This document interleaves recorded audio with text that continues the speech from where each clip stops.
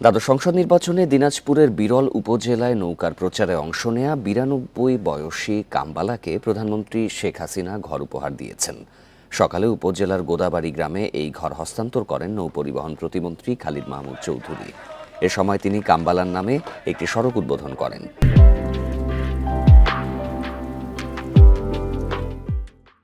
প্রতিমন্ত্রী বলেন, কয়েক কিলোমিটার পথ পায়ে হেঁটে নির্বাচনের প্রচারে যোগ দিয়েছিলেন কামবালা। ভোটাধিকার কত গুরুত্বপূর্ণ সেটি হতদরিদ্র এই বৃদ্ধার দায়িত্ববোধ থেকে বোঝা যায়।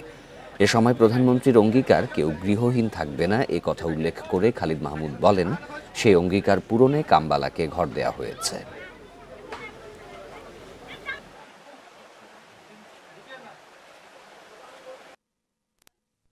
ভোট একটা কত বড় একটা রাইট, একটা কত বড় অধিকার এবং কত বড় সম্পদ, এটা কামবালা এটা বুঝিয়ে দিয়েছিল গত জাতীয় সংসদ নির্বাচনে। আমার এই সারা জীবনের অভিজ্ঞতায় বলে, এবারের নির্বাচনের ইলেকশন অফ দ্য ভোটার যদি হয় সেটা কামবালা।